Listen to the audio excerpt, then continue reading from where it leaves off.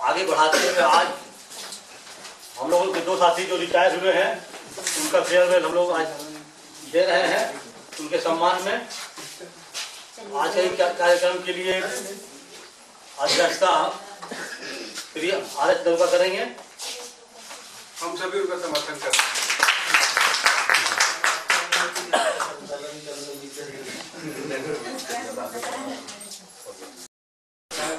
और हमारे बीच जो सेवानिवृत्त से जुड़ा हुआ दोनों व्यक्ति पीजी नायक जी और रोबी चक्रवर्ती जी हमारे बीच उपस्थित हैं। हम सभी के पहले हम जो हमारा भारतीय सांस्कृतिक परंपरा है उस आधार पर हम माल्यार्पण का कार्यक्रम शुरू करते हैं।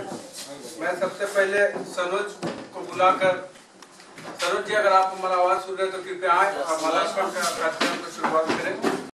जब कर दिखाए तब कहें, क्यों कहें जब कर दिखाए। जब हमने कर दिया उस पर बोलना नहीं, सारे लोग जान रहे हैं। आज उसी तरह से हमारे टीडी नायक जी और रोबी चक्रवर्ती भैया आज रिटायर कर गए, सब लोग जान रहे हैं। इतना बोल कर मैं अपनी बात अपने 2 साथी को सम्मानित कर रहे हैं। आदरणीय श्री चक्रवर्ती बाबू और आदरणीय नायक। तो सबसे पहले मैं आदरणीय चक्रवर्ती बाबू के बारे में अपनी भावना को व्यक्त करना चाहता हूँ। आदरणीय चक्रवर्ती बाबू जितना सर्विस पुराना है उससे कहीं अधिक और अधिक पुराना इनका बोकारो पुलिस से संबंध है, क्योंकि इनके पिताजी हैं काम। अब पिताजी के जगह पर इनकी नियुक्ति हुई और ये वेजेस सेक्शन, प्रोफेशनल सेक्शन काम करते हुए लंबे समय तक एस्टेब्लिशमेंट में ग्रीन कलर के और शुरू से ही बड़े ही नम्र स्वभाव के व्यक्ति रहे हैं। लन फन से कोसों दूर केवल अपने काम से मतलब आते हैं। इनके कार्यकाल की कुछ विशेषताएं हैं जिनको शायद मैं आज ना बताऊं तो ठीक नहीं होगा। एस्टेब्लिशमेंट में पहले 8 सीट था, 2 सीट मर्ज हो गया, 6 सीट और 6 डीलिंग क्लर्क ही थे। कोई जब छुट्टी जाता था बड़ा मुश्किल था, इस सीट को कौन बनाएगा। अगर व्यक्तिगत रूप से भी अगर कोई डीलिंग क्लर्क छुट्टी जाने वाला इनसे कहता था कि थोड़ा मेरा वाला बिल बना दीजिए तो छुट्टी जाना बहुत जरूरी है, कभी नहीं कहा। जो दे के गया वो बड़ी जिम्मेदारी के साथ वो काम को करते थे। जब मैं यहाँ के प्रभारी था, प्रभारी के रूप में भी जब कभी मैंने इनको कोई काम एक्स्ट्रा काम दिया होगा तो कभी इन्होंने ना नहीं कहा। बड़ी जवाबदेही के साथ, जिम्मेदारी के साथ इन्होंने अपने काम को निभाया। एक दूसरा नंबर, यहाँ एक समड़ी बनता है, इसका एक कहानी है इसलिए मैं बताता हूँ। समड़ी थोड़ा कठिन है बनाना, उसमें पूरा bank wise payable amount, loan, तो पूरा खड़ी पड़ी पूरा मिलाना पड़ता है।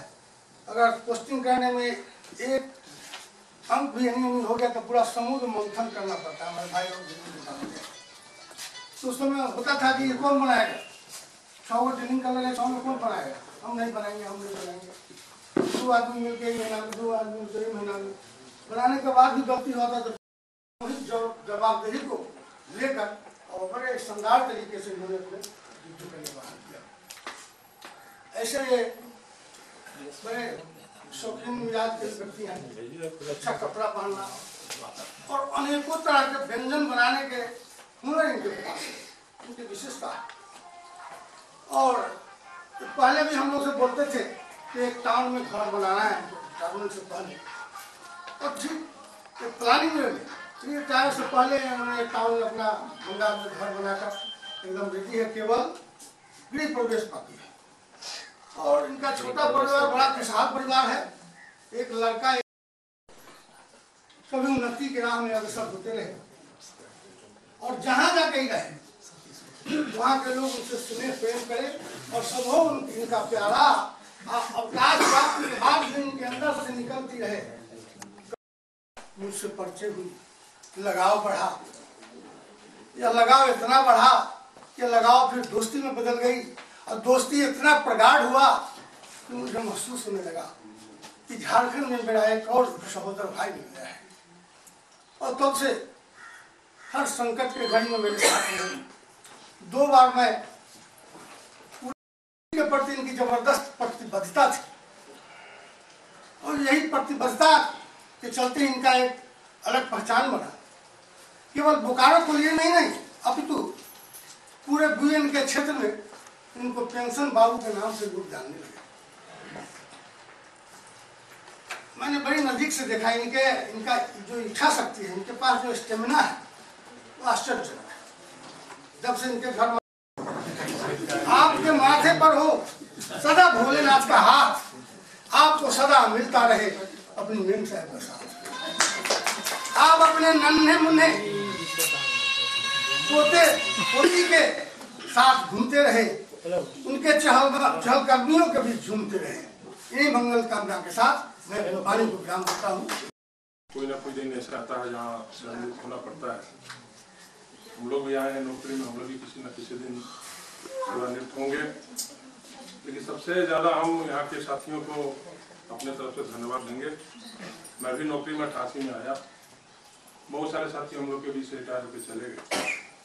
ये कुछ दिनों से जो आप लोगों ने परंपरा को शुरू किया, जो साथी हमसे सेवा में जो बिछुड़ते हैं, कहने का मतलब रिटायर होते हैं, इसके पहले नहीं होता था।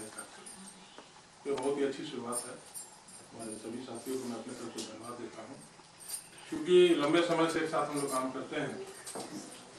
मिलना बिछड़ना तो लगा हुआ है, क्योंकि जिस दिन वो हमारे साथ बिछुड़ते हैं, सेवा से निवृत्त होते हैं, उस दिन साथियों को सम्मान करना ये बहुत बड़ी बात है।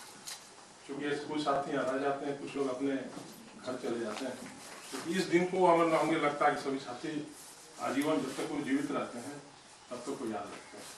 इस परंपरा को आप लोग आगे भी बरकरार रखेंगे। मैं इसलिए इस बात को कह रहा हूँ, जिसमें मेरा कोई व्यक्तिगत रूप से कोई सहयोग नहीं रहता, आप लोग आगे करते हैं, इसलिए इस बात को हम कर रहे हैं। खासकर नायक जी हैं, चक्रवर्ती दा हैं, इन लोगों ने हम लोग को भी बहुत ही सहयोग किया। मेरे व्यक्तिगत जीवन में भी, चूँकि हम लोग हमारे अकबर जी करा रहे थे, ट्रेड यूनियन हम लोग करते हैं, उसमें बहुत सारे ऐसे आती है कि उम्मीद करते हैं, अपेक्षा बहुत ज़्यादा रखते हैं आपसे, लेकिन नहीं हो पाता, तो उसमें कुछ खटास भी आती है। हमें भी क्षमा करेंगे आप लोग अगर कुछ मेरे तरफ से ऐसी कुछ हुई होगी तो। और मैं अपने तरफ से शुभकामना देता हूँ और सभी साथियों को धन्यवाद देता हूँ। भविष्य में सुखी रहे। इस सम्मान समारोह के अध्यक्ष मिस्टर नरुदा साहब, हमारे आज के सम्मान समारोह के मुख्य अतिथि श्री रॉबिन मुखर्जी और श्री नायक जी, उपस्थित देवियों, सज्जनों, मित्रों, हमारे पूर्व वक्ताओं ने इन 2 महानुभावों के बारे में काफ़ी कह गए हैं। इससे में जो भी बहुत सारी जानकारियाँ मिल गई। ये समर्पित कर्मचारी रहे हैं। इन्होंने अपने जीवन में, अपने सर्विस पीरियड में अपना अच्छा योगदान दिए हैं। लोगों ने जैसा पिछले वक्ताओं में बताए, इनका काम करने का बहुत अच्छा वो मेथड रहा है। बहुत अच्छे महारथी रथी रहे हैं ये लोग, मंजे हुए व्यक्ति रहे हैं, कवि भी हैं। शायद चक्रवर्ती बाबू भी कवि हैं क्या? तो दोनों महारथी हैं, कवि हैं, सभी गुण संपन्न हैं। बहुत अच्छी बात है। अनुभवी भी हैं, जीवन के 60 साल पार कर चुके हैं, काफ़ी अनुभव है इनके पास। मैं चाहता हूं कि ये अपने ज्ञान से, अपने अनुभव से अपने समाज को कुछ देंगे, अपने परिवार को, अपने समाज को जहाँ रहेंगे अच्छा करेंगे, अच्छा संदेश देंगे, ज्ञान का रोशनी फैलाएंगे। अपने जहाँ रहेंगे खुश रहेंगे, सब परिवार खुश रहेंगे, मैं यही कामना करता हूँ। इसी के साथ माननीय अध्यक्ष महोदय, इस सम्मान समारोह के हॉल में पधारे हमारे अभिभावक श्री पीओ साहब हैं, उनके सहयोगी, हर क्षेत्र में काम करने वाले, न रुकने वाले नरुका साहब, एवं हरदम चौड़िया मुस्कान में मुस्कुराने वाले हमारे तिवारी साहब, एवं इस हॉल में पधारे हुए सभी हमारे भाई बहनों, आप सबों को मेरा प्यार भरा प्रणाम। सर्वप्रथम मैं कहना चाहूँगा कि यह कोलियरी के इस खतियान में लिखा हुआ है कि ऑफिसर, स्टाफ और वर्कर सब मिलजुल करके काम करते हैं, हस्तमुख होकर काम करते हैं। ये इस कार्यालय की बहुत बड़ी महत्ता है। यहाँ काम करने का शैली यहाँ के वर्करों में कूट कूट कर भरा हुआ है, इसमें दो राय नहीं है। यहाँ के स्टाफों में काम करने का जो शैली है, पूरे बीएम के क्षेत्र के लोग आकर के यहाँ समझते हैं कि किस तरह से काम होना चाहिए। यहाँ जितना अनुभवी स्टाफ है, मेरे ख्याल से हमारे बीएम के क्षेत्र में नहीं है, ये मेरा दावा है। इस कार्यालय में काम करने वाले असीम क्षमता रखने वाले से मैं 28 वर्षों में बहुत कुछ सीखा, बहुत कुछ पाया। मेरे साथ काम करने वाले जो वरीय स्टाफ थे, बहुत रिटायर कर गए। मैं बता दूं, जिस पीरियड में मैं ज्वाइन किया था ठाकुर जी के, मैंने संरक्षण में रिकॉर्ड सेक्शन में चला गया, 1 साल वहाँ रहा। चूँकि हम काम करने के एक उत्साह रखते हैं, रिकॉर्ड सेक्शन में हमको वो चीज़ नहीं मिला, इस कारण मैं पैरवी करके सीएमपीएफ सेक्शन में चला गया। तो वहाँ जाने के बाद भी हमको सैलरी अच्छा नहीं लगा कि जिस हिसाब से हम काम करते थे। तो यहाँ एक आरबी प्रसाद थे, फाइनेंस ऑफिसर, रिकॉर्ड वो था रिकॉर्ड विभाग, अकाउंट सेक्शन। मैंने वहाँ उनसे पैरवी किया कि सर ऐसे ऐसे बात है, आपके यहाँ बड़ी संडे ओटी होता है और हम काफ़ी काम करते थे, हमको रख लिए। तो बोले कि संडे ओटी हम हैं तब तक आपको देंगे, इसके बाद क्या होगा। इसलिए आपसे मेरा अनुरोध है, अफसर होते हुए भी कहे कि अपने सेक्शन का एक एक काम को बखूबी सीख जाइए और हर सेक्शन के काम को सीख जाइए। आपको समय नहीं मिलेगा, इतना काम मिलेगा और इतना पारितोषिक मिलेगा। तो खुल के बोले, और हमने वही किया।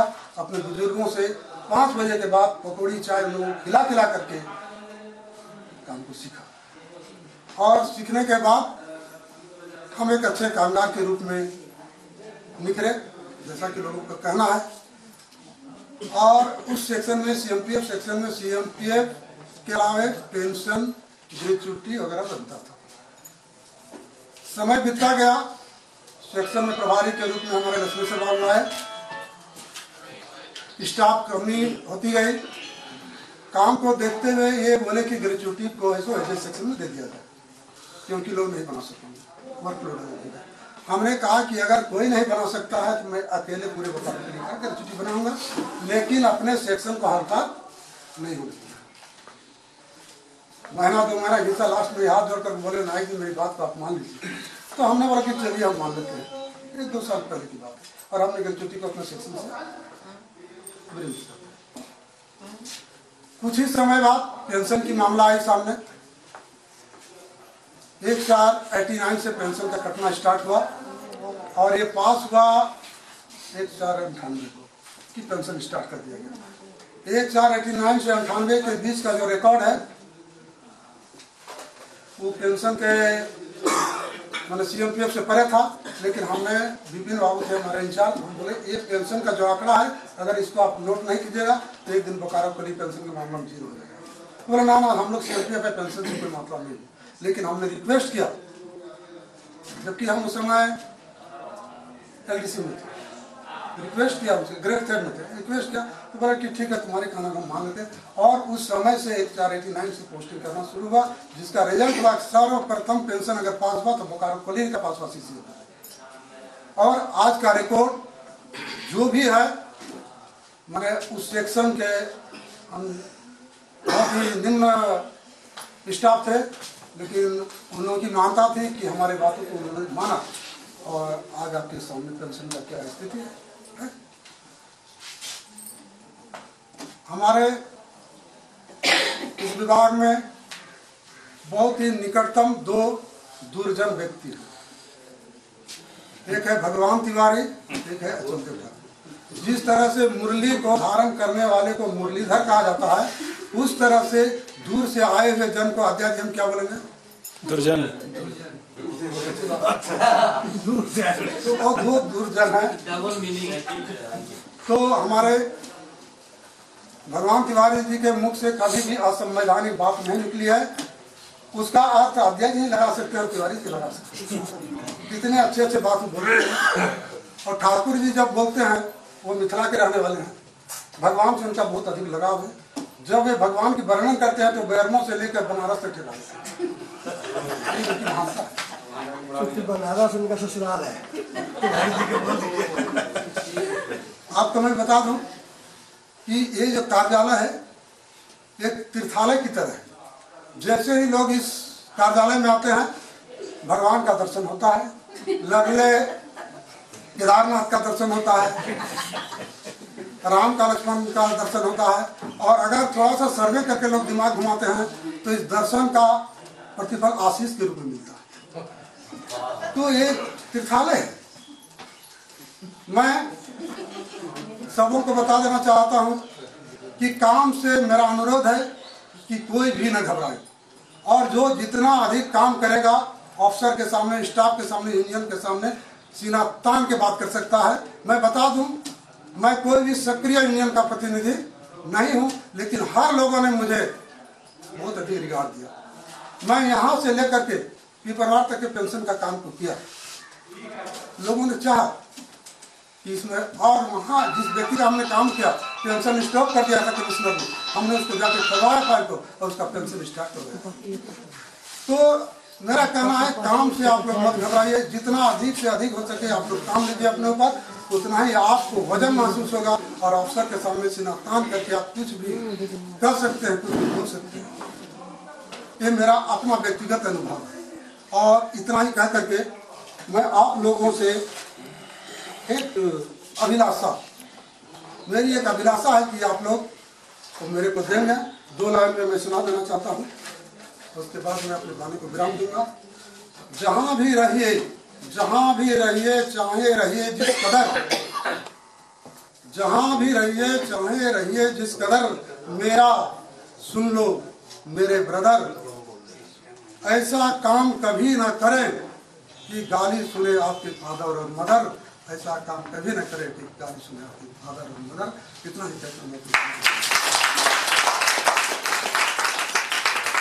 धन्यवाद नायक बाबू। आज रोबिंदा और नायक जी रिटायर तो हो चुके हैं 31 को। आज हम सम्मान समारोह दे रहे हैं उनके इस रिटायरमेंट के उपलक्ष्य पे। इनके साथ काम करके मुझे बहुत अच्छा लगा और सीखने को डेफिनेटली बहुत ज़्यादा मिला।